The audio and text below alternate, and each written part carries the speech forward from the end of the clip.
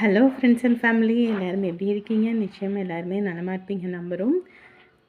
இன்று படித்ததில் பிடித்த செக்ஷனில் உங்களுக்காக நான் என்ன கொண்டு வந்திருக்கேன்னா, நடந்து செல்ல பாதை இல்லையே என்று கவலை கொள்ளாதே, ஏனென்றால் நீ நடந்து செல்லுவதே பாதை தான் அப்படின்னு தான் உங்ககிட்ட ஷேர் பண்ணிக்கணும்னு நினச்சேன்.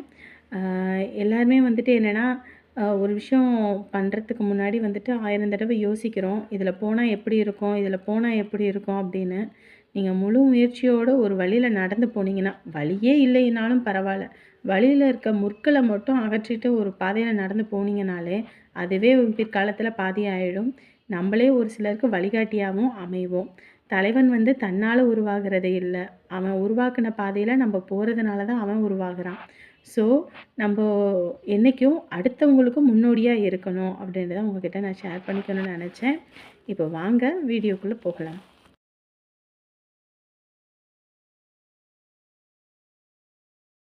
ஐயா, தண்ணி பிடிச்சி நிறைக்கிறதுக்கு அம்புட்டு கஷ்டப்பட்டேன் நான்.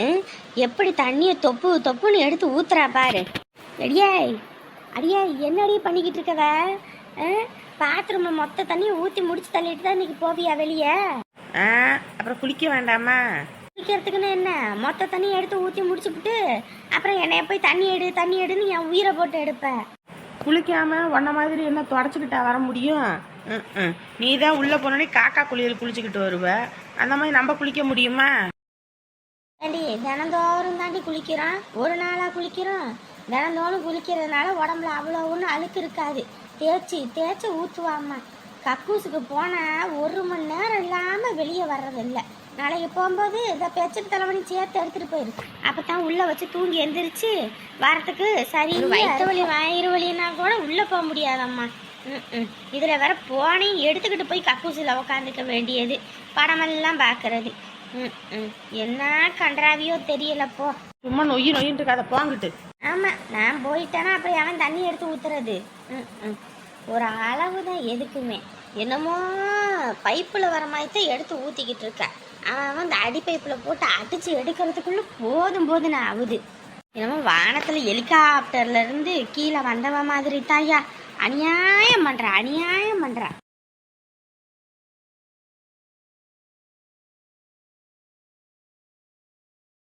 ஏங்க முடிஞ்ச வரைக்கும் அள்ளுங்க. முடியாத பட்சத்தில் எங்கிட்டே வச்சு அப்படியே எல்லாத்தையும் கொளுத்தி விட்டுருவான். யாரும் எதுவும் சொல்லுவாங்களா என்னன்னு தெரியலீங்களேங்க. யாரும் என்ன சொல்ல போறா? இதெல்லாம் அம்புட்டியும் அள்ளிக்கிட்டு அங்கே போய் போடுவோமா? அங்கங்கே கூட்டி ஒரு பழமாக வைப்பான், வச்சு அங்கங்கே கொளுத்தி விட்டுருவான். சும்மா அள்ளி கூட்டிகிட்டு எடுத்துகிட்டு போக முடியாது. அவங்க எதுவும் திட்ட போகிறாங்கங்க. ஆட யாருங்க திட்ட போகிறா? குப்பையை தொட்டியில் போய் போடணும். பார்க்குற இடத்தெல்லாம் போட்டு நிறச்சி வச்சுறாங்க. இதை கூட்டி எடுக்கிறதுக்குள்ளே போதும் ஆகுது. அவங்கவுங்க வீடாக இருந்தால் இப்படியா குப்பையை அள்ளி கொட்டுவாங்க? அவங்க வீடாக இருந்தால் பகுமானமாக பார்த்துக்க வேண்டியது. ஊராமுட்டு இடம் தானே.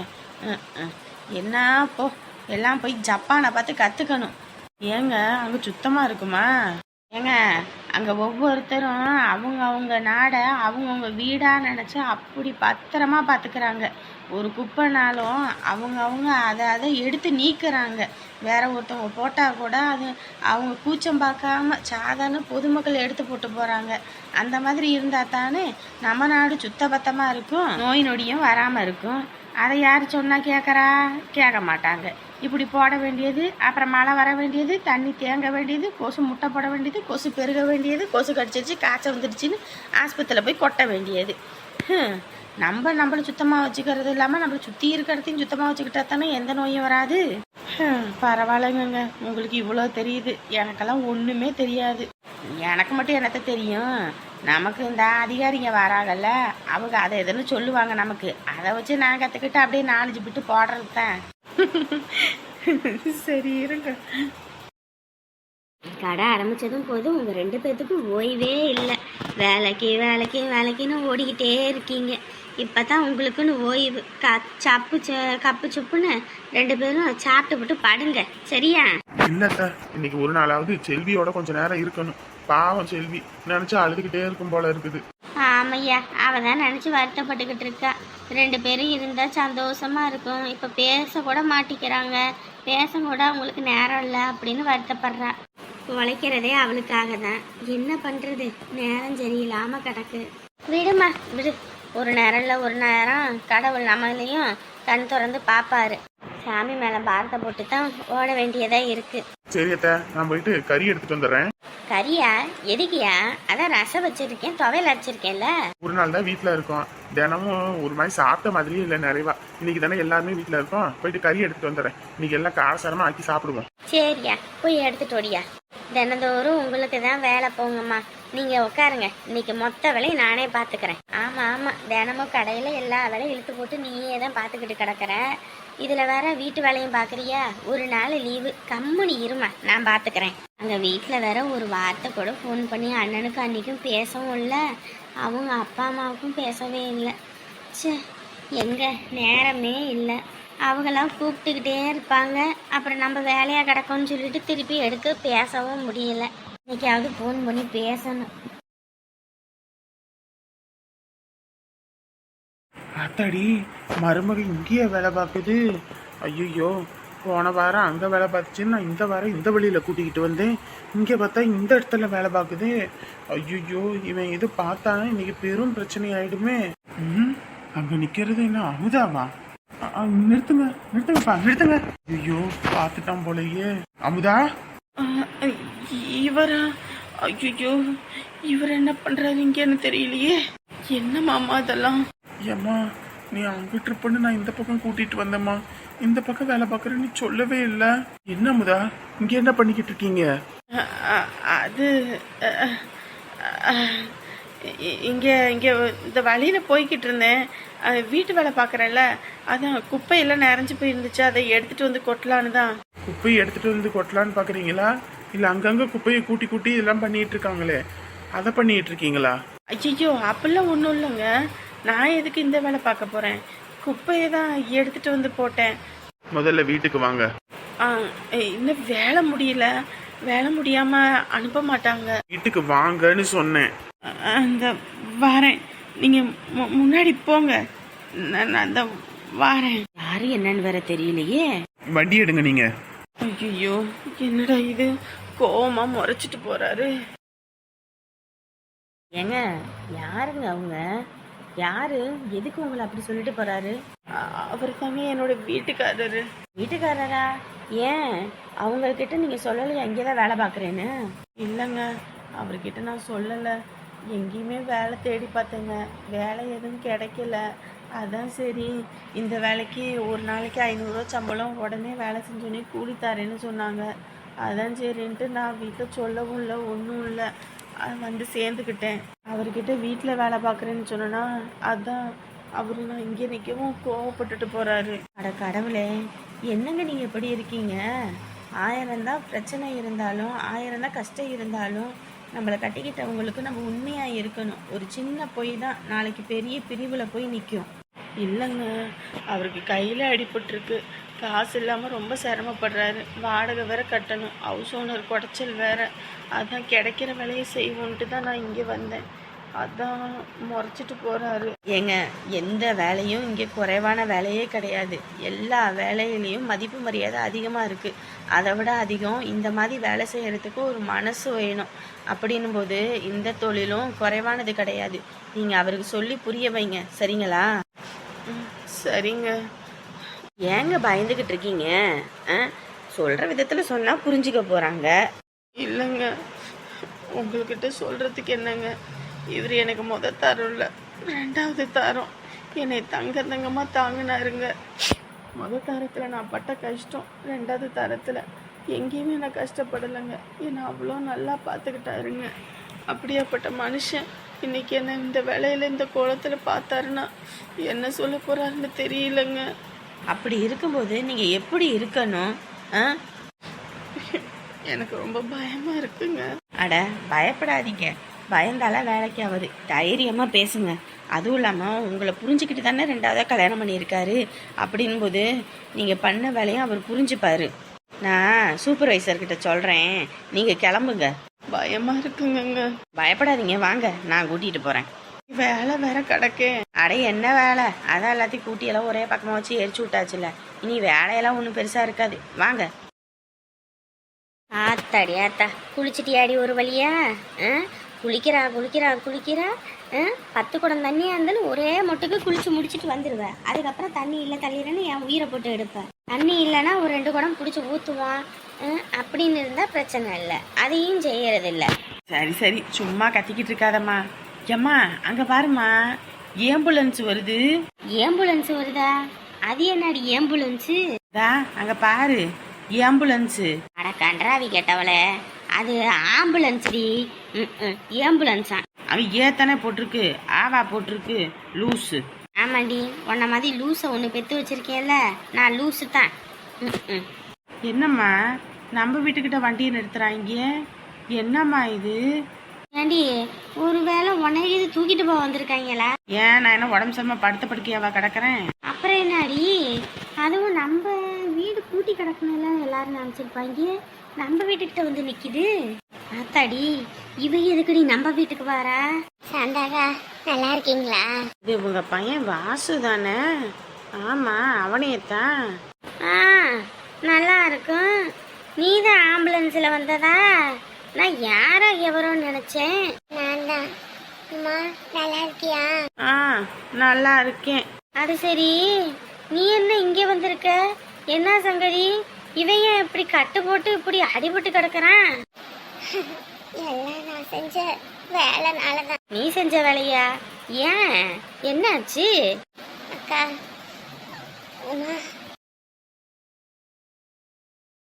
இந்த நீ என்ன இவ காலில் வந்து விழுந்துகிட்டு இருக்கவ? என்ன மன்னிச்சிருவோமா? மன்னிச்சிரா? நாங்க என்ன பண்ணோம் இல்ல நீங்க என்ன பண்ணீங்க? எதுக்கு இப்படி எங்க காலில் வந்து விழுகுறீங்க? என்ன மன்னிச்சிட்டேன்னு சொல்லுமா, அப்பதான் நான் எந்திரிப்பேன். பாருங்க, முதல்ல நீங்க என்ன பண்ணீங்கன்னு சொல்லுங்க, அப்பதானே நான் மன்னிக்கிறதும் மன்னிக்காததும் இருக்கும். அதை விட்டுட்டு ஒண்ணுமே சொல்லாம நீங்க பட்டி காலில் விழுந்துட்டு மன்னிச்சிருன்னா? இல்லம்மா, என்னால உனக்கு எவ்வளவு பெரிய பிரச்சனை, எவ்வளவு பெரிய கெட்ட பேரு கலங்கம். என்ன சொல்றீங்க? இல்ல, இந்நேரத்துக்கு உன் வீட்டுல பார்த்த மாப்பிள்ளையோட உனக்கு கல்யாணம் பண்ணி உன் வாழ்க்கையே நல்லா இருந்திருக்கும். அதை விட்டுட்டு ஆறுமுகத்தோட பேச்சு கேட்டு உன் கல்யாணத்தை கெடுத்து உன்னை இப்படி இந்த நிலைமையில நிக்க வச்சதுக்கு நான் தான் நம்ம காரணம். முதல்ல என்னன்னு தெளிவா சொல்லு. அக்கா, உங்களுக்கே தெரியும், உமா கல்யாண மண்டபத்துல காணாம போய் அது ஊர் முழுக்க எவ்வளவு சிரிப்பா சிரிச்சு போச்சு. அவ ஓடி போயிட்டா அப்படி இப்படின்னு எவ்வளவோ பேச்சு. ஆனா உமாவை கூட்டிக்கிட்டு போய் அங்க ஆறுமுகத்திட்ட விட்டதே நான் தான்க்கா. அன்னைக்கு நீங்க எல்லாம் கேட்டப்ப காளி கோயில்ல வந்து போய் சத்தியம் பண்ணல. அந்த சத்தியத்தோட விளைவாதான் என் புருஷன் என்னைய விட்டு போனாரு. நானும் இந்த ஊரை விட்டே போனேன். இப்ப என் பையன் உலகத்தை விட்டே போக வேண்டியதுல இருந்து கடவுள் புண்ணியத்துல காப்பாத்தி கூட்டிக்கிட்டு வந்திருக்கேக்கா.